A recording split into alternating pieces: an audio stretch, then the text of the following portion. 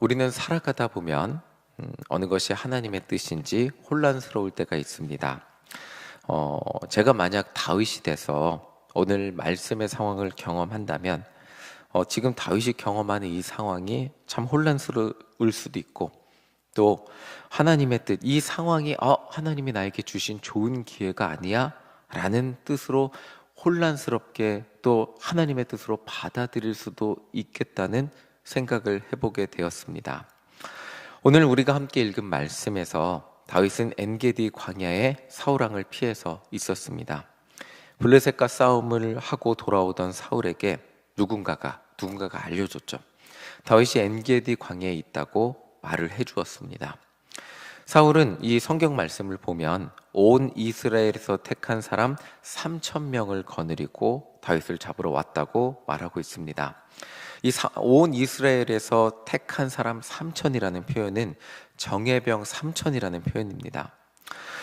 사울이 정예병 3,000명을 데리고 자신을 잡으러 온다는 것은 분명히 두려운 일이었습니다. 3,000명이 이동하는데 다윗이 몰랐을 리가 없죠.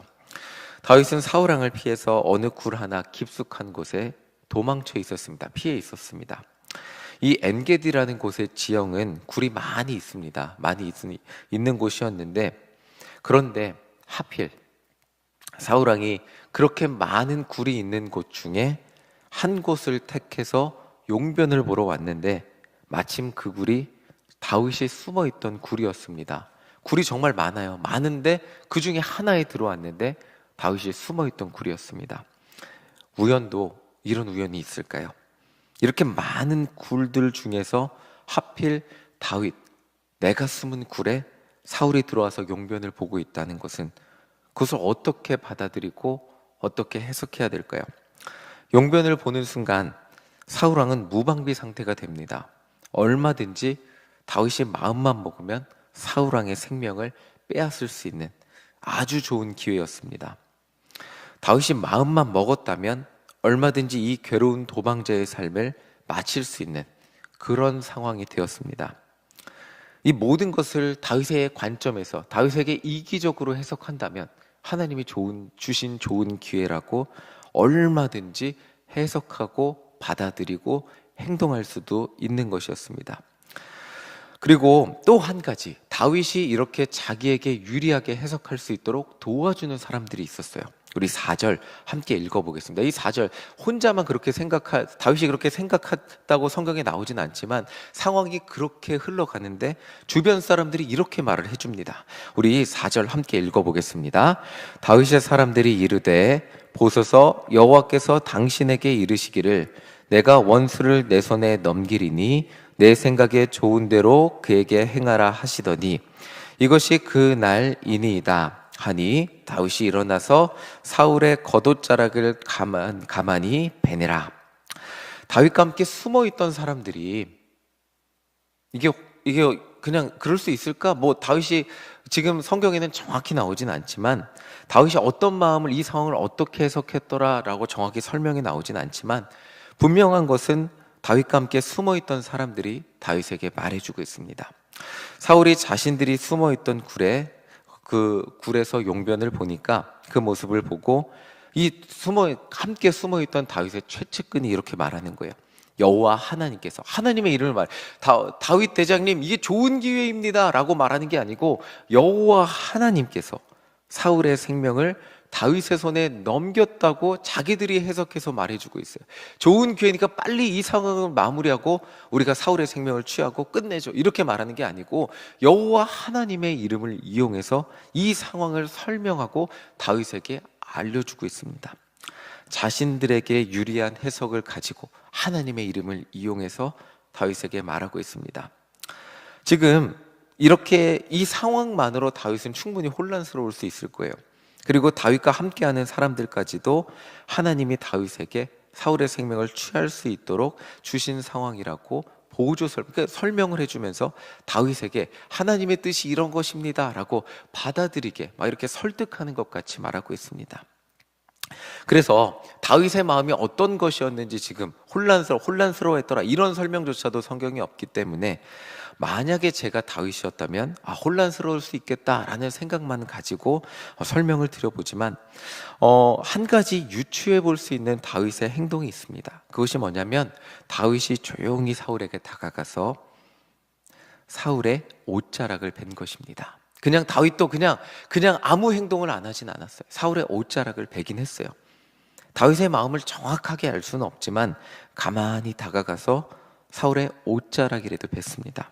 이 행동을 했다는 것은 이 지금 자신에게 주어진 이 상황, 자신이 경험하고 있는 이 상황, 자신이 의도하진 않았지만 자신에게 너무나 유리하게 돌아가고 있는 이 상황과 그것을 해석하는 주변 사람들의 말에 어느 정도 흔들리진 않았을까라는 것을 유추해 볼 수 있습니다. 그러나 다윗은 사울의 옷자락을 벤 것만으로 찔림을 느끼게 됩니다. 그리고 다윗은 자기를 따르는 사람들에게 찾아가서 자신의 마음이 불편한 이유와 자신이 생각할 때 자기가 이 상황 가운데 깨달은 하나님의 진짜 뜻이 무엇인지 설명해 주고 있습니다. 우리 6절 함께 읽어보겠습니다. 6절입니다. 자기 사람들에게 이르되 내가 손을 들어 여호와의 기름 부음을 받은 내 주를 치는 것은 여호와께서 금하시는 것이니 그는 여호와의 기름 부음을 받은 자가 됨이니라 하고, 다윗은 자신을 따르는 사람들에게 자기가 깨달은 이 상황 가운데 자신이 깨달은 진짜 하나님의 뜻이 무엇인지 정확하게 설명해 주고 있습니다. 내가 깨달은 진짜 하나님의 뜻은 내 스스로 하나님의 기름 부음을 받은 사람의 생명을 거두는 것이 아님을 자신을 따르는 사람들에게 말해주고 있습니다. 내가 의도하진 않았지만 정말 우연히 상황이 나에게 너무나 유리하게 돌아가고 있다 할지라도 그 상황을 사용해서 얼마든지 나에게 유리하게 사용할 수 있다 할지라도, 그리고 자신을 따르는 사람들마저도 지금 이 상황이 하나님이 우리에게 주신 가장 좋은 기회같이 보인다 할지라도, 그럼에도 불구하고 하나님의 뜻으로 볼 수 없다는 이유를 말해주고 있습니다. 사울이 아무리 다윗을 죽이려고 하는 사람이라 할지라도, 원수가 다윗을 아무리 원수처럼 여긴다 할지라도 다윗에게는 뭔가 생명을 취하려고 하는 저승사자와 같은 사람이라 할지라도 자신만이 아니라 자신의 가정까지 도망자의 삶을 살게 만든 그런, 정말 다윗에게는 이렇게 힘들게 만든 사람이 없다 할지라도 사울은 변함없는 사실은 사울은 하나님이 기름 부으신 왕이라는 사실이었습니다. 그 사실은 변함이 없었고 다윗은 자신에게 하나님이 기름 부음 받은 사람에 대한 생명을 취할 권한을 주지 않으셨음을 기억하고 자신을 따르는 사람들에게 설명해 주었습니다. 현실적으로 지금 이 상황은 다윗에게는 너무나 현실적으로만 보자면, 자신의 이익으로만 보자면 다윗에게 도망자의 삶을 끝낼 수 있는 너무 좋은 기회였습니다.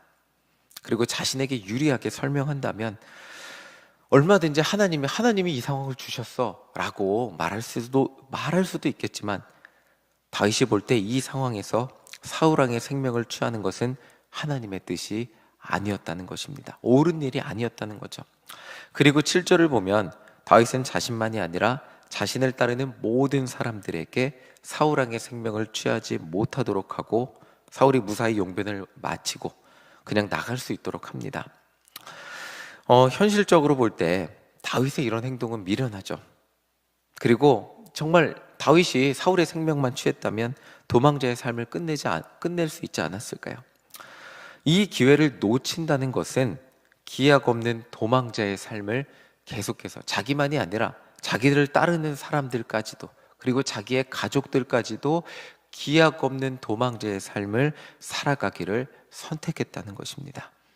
그러나 다윗에게 있어서 자신이 힘겨운 그 도망자의 삶을 살아가는 것보다 계속해서 그 도망자의 삶을 자신을 따르는 사람들과 자신의 가족들에게 그 삶을 그냥 살아가게 만드는 것보다 더 중요한 것이 있었다면 자신의 손으로 하나님의 기름 부음 받은 자의 생명을 해하지 않는 것이었습니다. 오늘 신앙생활을 하는 우리에게 다윗의 이런 선택과 판단은 정말 많은 의미를 두고 있습니다. 우리도 살아가면서 정말 많은 순간에 하나님의 뜻을 찾고 구하고, 많은 순간 우리들에게 다가오는 내가 뜻하지 않고 내가 계획하지 않고 그냥 우연히 우리에게 찾아온 수많은 상황들과 수많은 인생의 그런 경험들 속에서 무엇이 진짜 하나님의 뜻일까 생각하고 찾게 됩니다. 그러나 우리 삶 가운데 그렇게 하나님의 은혜를 찾고 막 수많은 상황들 가운데 의미를 부여하고 감사하며 살아가다 보면 또 많은 순간 우리에게 좋고 우리에게 유리해진 상황들이 하나님의 은혜라고 받아들이고 설명하고 이해하는 경우들이 정말 많이 있습니다. 오늘 말씀이 우리에게 말해주는 것이 있다면, 나에게 유리하다고 해서, 나에게 이익이 되는 상황이라고 해서 그 상황들 모두가 하나님의 뜻이 아닐 수도 있다는 것입니다. 나에게 유리한 상황만으로 하나님의 뜻이라고 해석해서는 안 됨을 오늘 말씀은 우리에게 말해주고 있습니다. 아무리 상황이 나에게 유리하게 되었다 할지라도 그 상황을 판단하는 기준이 있어야 한다는 것을 오늘 말씀은 우리에게 말해주고 있습니다. 그 상황에서 그 기준이 무엇이냐면 그것은 하나님의 말씀이고 하나님의 섭리라는 것입니다. 하나님은 섭리 가운데 사울 왕에게 기름 부으시고 왕을 세우셨습니다. 그리고 그 왕을 해할 수 있는 권한을 다윗에게 주신 적이 없습니다. 오히려 모세에게 주신 십계명을 보면 하나님은 그 누구의 생명도 해하지 말 것을 말씀해 주시고 있습니다. 우리는 인생의 다양한 상황 가운데 정확한 하나님의 뜻이 무엇인지 혼란스럽기도 하고 헷갈리기도 하는 그런 상황을 마주하며 살아가게 됩니다.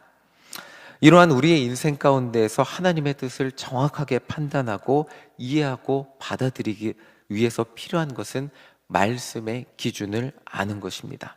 말씀이 없는 그냥 그 나의 상황에 대한 내 생각과 판단과 경험의 해석은 그 다윗을 따르는 사람들이 다윗에게 말한 자신들의 판단, 그것밖에 되지 않을 수 있다는 것을 기억해 보게 됩니다.